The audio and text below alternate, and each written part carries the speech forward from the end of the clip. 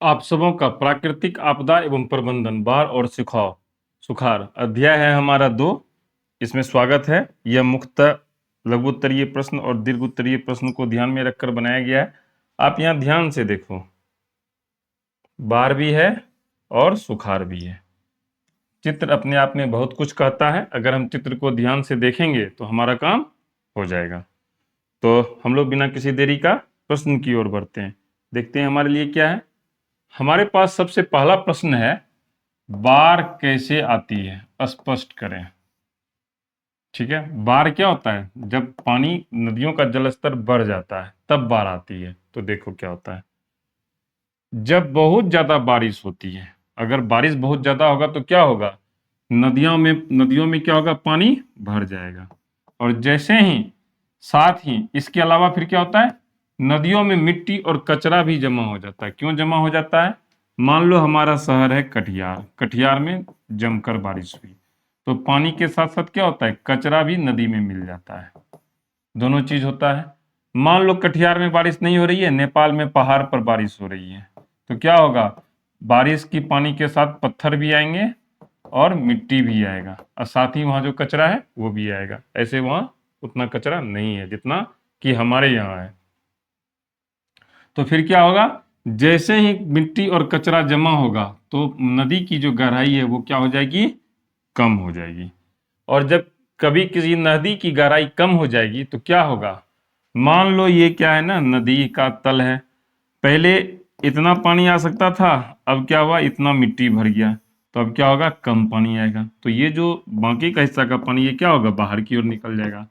तो इससे क्या होता है, पानी का जो स्तर है वो ऊपर उठने लगता है। और फिर नदी है, क्या है, नदी है, हमने यहाँ पे बांध बना के रखा है।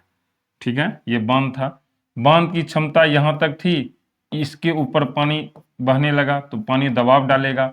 जैसे ही पानी दबाव डालेगा, फिजिक्स में पढ़ना है, पानी जो प्रेशर डालता है तो क्या होता है, पानी तटबंधों को तोड़ देता है।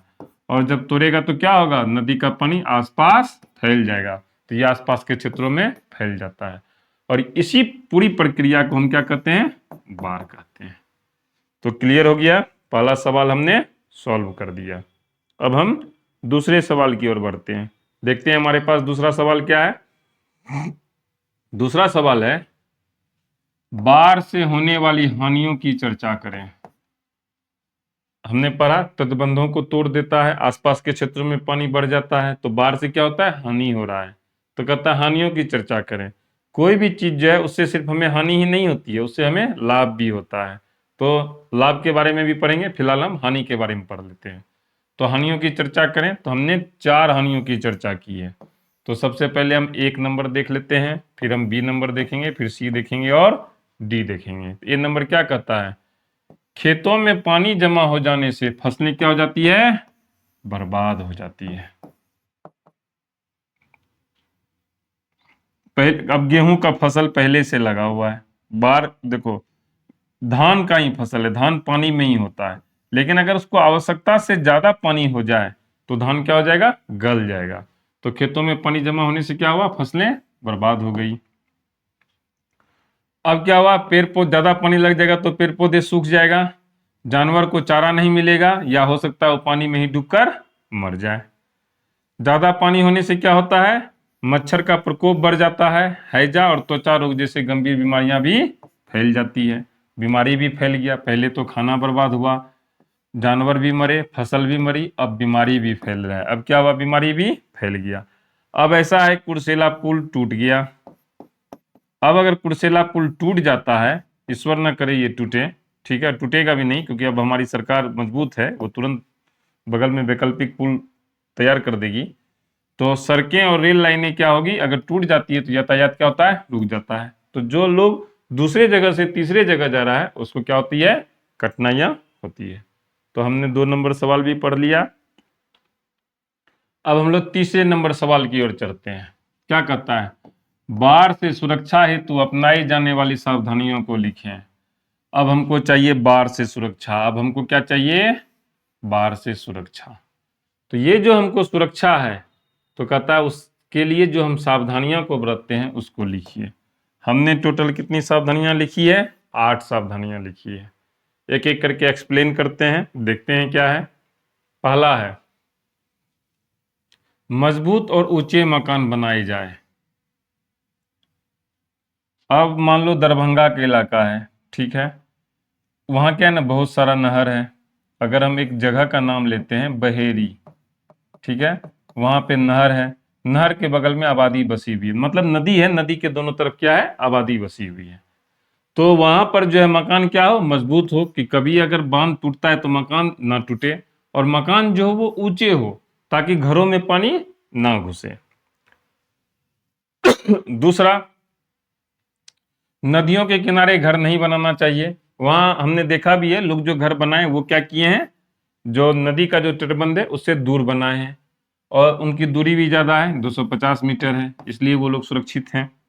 तीसरा, अगर बारिश का पानी हो या बारिश हो तो वहां से पानी निकलने की व्यवस्था होनी चाहिए, यानी वो नदी, नहर नहर नदी में मिले, नदी से पानी फिर कोसी नदी में मिले, फिर कोसी नदी आके गंगा नदी में मिल जाती, ये जो पूरी प्रक्रिया हो ये क्या हो, समुचित हो। मकान की नींव मजबूत और टिकाऊ होनी चाहिए, और सबसे बड़ी बात, लोगों को तैराकी आनी चाहिए। अगर कभी पानी भी आ गया तो वो तैर के निकल जाए, उनको डूबने की नौबत ना आए। दूसरा बात, जब बारिश ज्यादा हो तो लोगों को जानकारी हो कि बारिश ज्यादा हो रही है, नदियों का जलस्तर बढ़ रहा है, यानी बाढ़ की जानकारी समय पर मिलनी चाहिए। और सबसे बड़ी बात है, जब पानी उतरता है तो बीमारी फैलता है, तो उस बीमारी से बचने के लिए ब्लीचिंग पाउडर और डीडीटी का छिड़काव किया जाना चाहिए। और सबसे बड़ी बात है कि हर व्यक्ति को यह काम एक व्यक्ति के द्वारा नहीं किया जा सकता है, इसलिए हर व्यक्ति को सामूहिक सहयोग की भावना रखनी होगी। हर व्यक्ति को कैसी भावना रखनी होगी, सामूहिक सहयोग की भावना रखनी होगी। तो क्लियर हो गया, हमने 1 2 3 क्लियर कर लिया। अब हम चौथे नंबर सवाल की ओर बढ़ते हैं। चौथा नंबर सवाल क्या कहता है, बाढ़ नियंत्रण के लिए उपाय बताएं। हम बाढ़ को ही नियंत्रित करने की बात कर रहे हैं, वो तो बाढ़ से आने के बाद के बारे में था।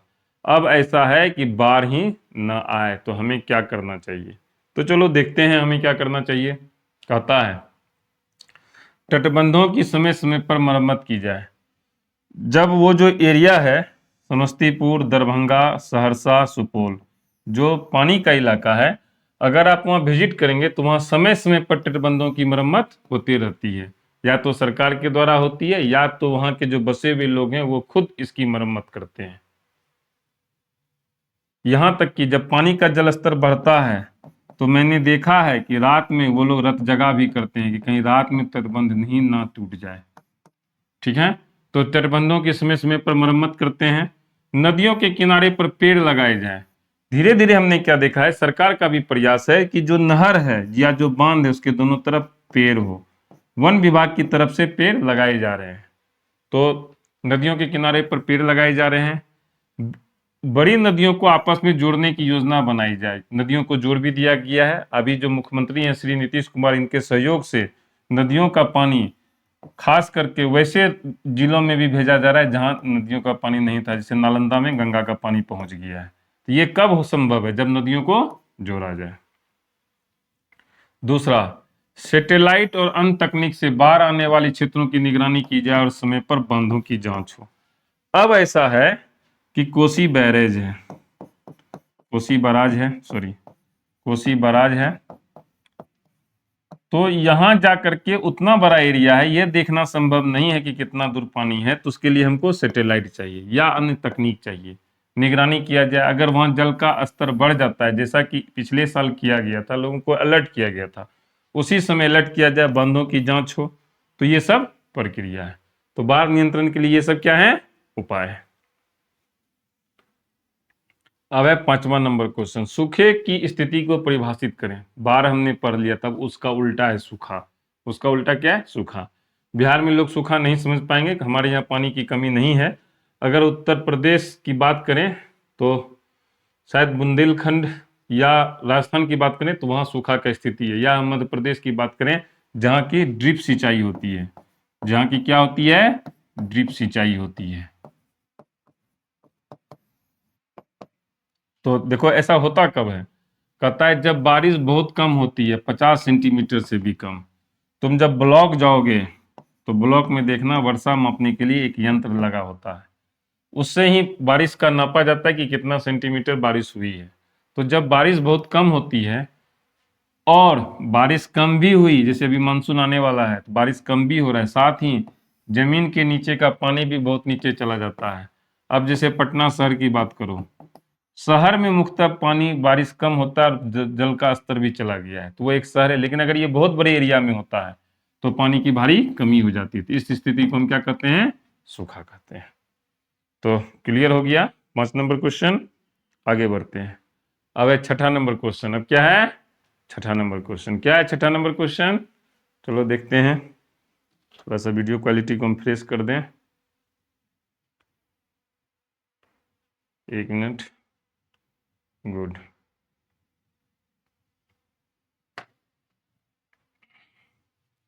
क्या है क्वेश्चन?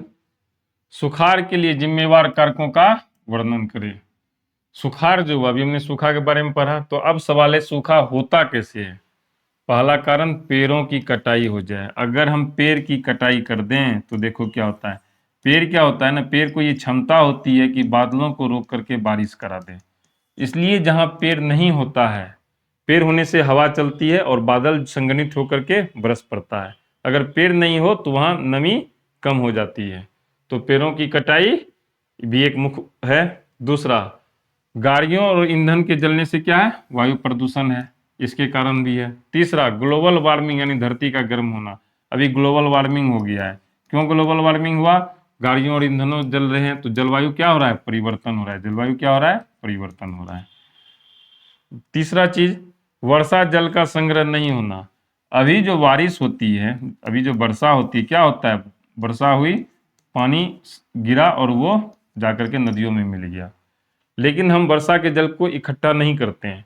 वर्षा का जल कहाँ इकट्ठा होता है? जहां पोखर है उतना दूर ही इकट्ठा होता है।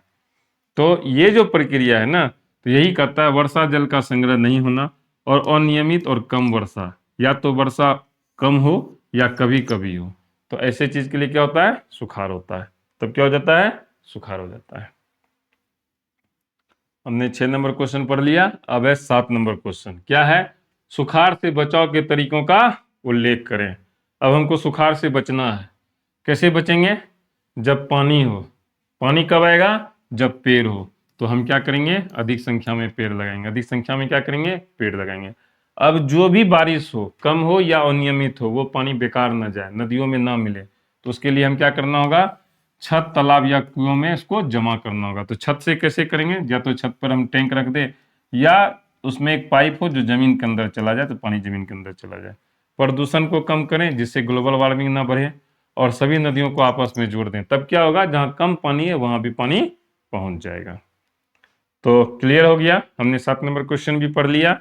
अब हम 8वां नंबर क्वेश्चन की ओर बढ़ते हैं। 8वां नंबर क्वेश्चन क्या है हमारे पास? बिहार में बाढ़ की स्थिति का वर्णन करें। हम अपना राज्य बिहार में जो बाढ़ है ना, कोसी को हम बिहार का श्राप कहते हैं। ठीक है, शोक। ठीक है, तो कहता है कि इसका वर्णन कीजिए। तो देखो क्या है, कहता है बिहार के उत्तरी भागों में हर साल बाढ़ आती है।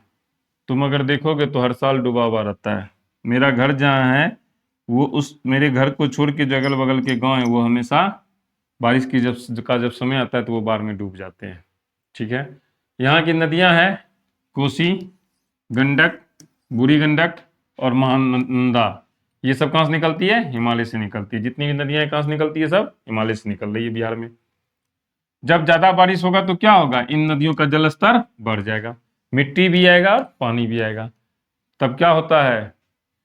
तो जो तटबंध है उस पर दबाव बढ़ जाता है। अब क्या है ना, कोई कार्टून है उसमें सामान रखते हैं। हम लोग बहुत बार क्या किए हैं ना, बैग में सामान रखते हैं। तो बैग का एक क्षमता है चेन लगाने का। अगर हम ज्यादा लगा देंगे, कपड़ा रख देते, तो चेन क्या होता है? फ्री हो जाता है, चेन नहीं लगता है। यानी जब दबाव पड़ता है तो वो क्या होता है? चेन टूट जाता है। तो उसी तरह से तटबंध भी क्या होता है?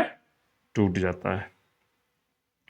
अब आते हैं दरभंगा, मधुबनी, सहरसा, खगड़िया, कटिहार, सीतामढ़ी, मुजफ्फरपुर और समस्तीपुर जिले बाढ़ से सबसे ज्यादा प्रभावित होते हैं। इसलिए कोसी नदी को बिहार का शोक कहा जाता है। क्यों शोक कहा जाता है? क्योंकि ये हर साल तबाही लाती है। क्लियर हो गया? हमने इस प्रश्न को भी देख लिया। आगे बढ़ते हैं। बाढ़ के कारणों एवं इसकी सुरक्षा संबंधी उपायों का विस्तृत वर्णन करें। यह है कारण और यह है उपाय। सबसे पहले कारण समझते हैं। अगर हम किसी समस्या का कारण समझ जाएं तो उसका उपाय निकालना आसान हो जाता है। तो चलो देखते हैं। सबसे पहला कारण है बहुत अधिक बारिश का पानी नदियों में जमा हो जाएगा तो तटबंध टूट जाएगा। पानी ऐसा हो कि पानी के साथ साथ मिट्टी भी चले आए तो गहराई क्या होगा, घट जाएगा। एक ही चीज को 2 पॉइंट बना के लिखे हैं। अब पेड़ की अगर हम कटाई कर देते हैं तो क्या होगा, पेड़ क्या करता है, मिट्टी को बांधे रखता है। बहुत बार तुम ऐसा पेड़ देखना जिसकी जड़ें दिखती हैं। कुछ पेड़ जो बहुत ऐसा तुम ऐसा जगह जाना जहाँ की पानी लगता है या पानी से कटा हुआ तो तुम देखना नदी की जड़ें दिखेगी, यानी मिट्टी वहां से निकल गया है। यानी कि पेड़ को अगर काट दें तो मिट्टी बहती है और बाढ़ आती है। अगर तटबंध ही क्या हो, कमजोर हो। अगर तटबंध ही कमजोर होगा तो क्या होगा, पानी फैल जाएगा। तो ये 4 कारण है। अगर हम इन चारों कारणों को समाप्त कर दें तो हम बच जाएंगे। तो सबसे पहले कारण बनाते हैं कि हमको मकान नहीं बनाना है नदियों के किनारे, क्योंकि जानमाल की हानि को भी रोकना है। बने भी तो मजबूत और टिकाऊ मकान बने। पानी निकालने की सही व्यवस्था होनी चाहिए। पानी पड़े नहर नाली से नहर में, बड़ी नाली में, बड़ी नाली से नहर में, नहर से नदी में मिल जाए। और बाढ़ की सूचना मिलते ही लोग कहाँ चले जाएं, सुरक्षित स्थानों पे चले जाएं। पहले से दवाई, खाना और पीने का पानी का इंतजाम होना चाहिए। तटबंधों की समय समय पे मरम्मत होना चाहिए। सरकार और स्वयंसेवी संगठन राहत कार्य करे और लोगों को बाढ़ के बारे में जागरूक किया जाए। आसानी है, रहने देते हैं। समाप्त हो गया 2 नंबर भी। आगे बढ़ते हैं, तीसरा नंबर क्वेश्चन की ओर चलते हैं। देखते हैं तीसरा नंबर क्वेश्चन क्या है। सुखाड़ के कारणों एवं इनके बचाव के तरीके का विस्तृत वर्णन करें। तो कारणों, सॉरी,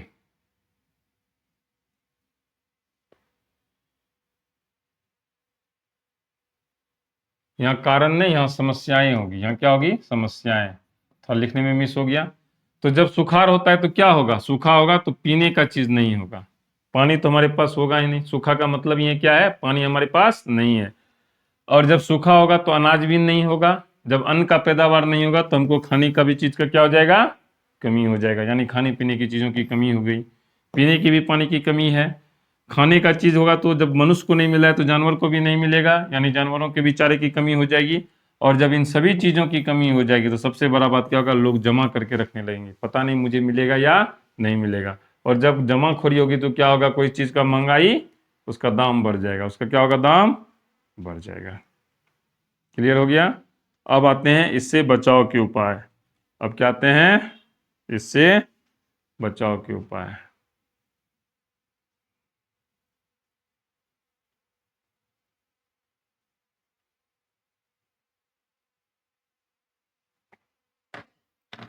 तो इससे बचाव का उपाय क्या है। सबसे पहला उपाय है कि तालाब, कुएं और नहर हम बनाएं। क्यों बनाएं, क्योंकि इसमें पानी जमा हो सके। जब पानी रहेगा तो सूखा नहीं होगा। दूसरा चीज, जिस खेतों तक पानी नहीं पहुंचता है वहां हम नहरों के जरिए पानी को पहुंचा दें। दूसरा चीज, ये जो नदी है जिससे बाढ़ आती है तो इन सभी नदियों से हम क्या निकालें, नहर प्रणाली निकालें। तो हम तो पानी जो बेकार होकर के वर्षा के समय चला जाता है वो क्या रहेगा, बचा हुआ रहेगा। दूसरा, पानी को जमा करके हम जमीन के नीचे पानी के स्तर को भी बढ़ा सकते हैं।